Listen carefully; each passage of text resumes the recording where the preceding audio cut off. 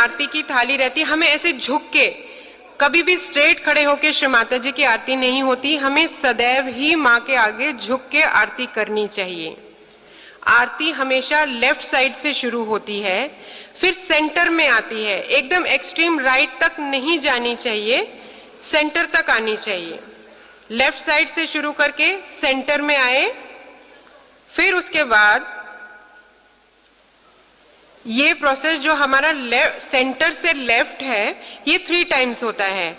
Centre से left 1, centre से left 2, centre से लेफ्ट 3, और ये सर्कल बनाना है parabolic circle, horse shoe shape. और आपका हाथ श्री माता जी की फोटोग्राफ के टुवर्ड स्ट्रेच होना चाहिए, अपनी तरफ नहीं होना चाहिए, क्योंकि हम माँ की आरती कर रहे हैं, तो आरती माँ को दिखानी है, अपने टुवर्ड्स नहीं रखनी है।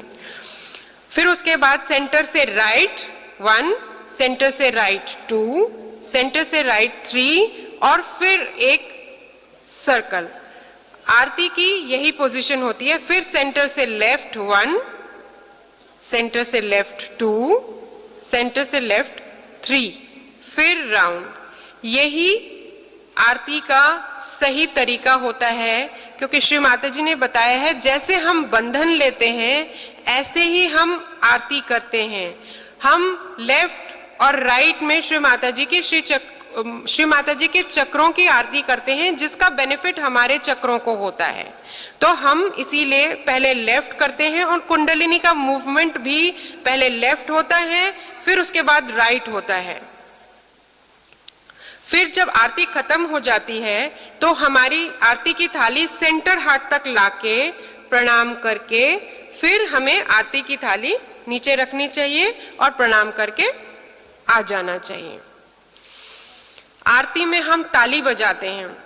ताली बजाने से हमारे चक्र साफ होते हैं। 3 तालियां बजाने से हम अपना अहंकार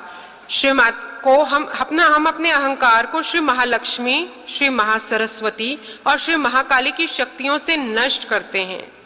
ताली भी 3.5 बार बजाई जाती है। दिल्ली आश्रम में श्री माता जी ने इसकी लय भी बताई है, टिंग टिंग टिंग टिंग। इस टाइप से आरती बजनी चाहिए।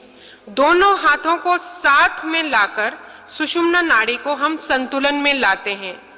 हाथों की पोजीशन भी पूरी ऐसी होनी चाहिए, ऐसे ऐसे ताली नहीं बजाते हैं हमेशा आरती के लिए हम ऐसे, ताकि हमारे चक्रों की क्लियरेंस हो जाए। तो इसलिए हमेशा आरती में ताली भी बजानी चाहिए, क्योंकि ताली से हमारे चक्र साफ होते हैं। उसके बाद आरती के टाइम जो ऑफर नहीं कर रहे हैं उन स्त्रियों को भी विशेष ध्यान रखना चाहिए। हो सके तो हमेशा ही जब भी आप ध्यान के लिए आते हैं आपके बाल हमेशा ही बंधे हुए होने चाहिए। ये सब हमने आपको पूजा में क्या प्रोटोकॉल्स होते हैं, पूजा कैसे की जाती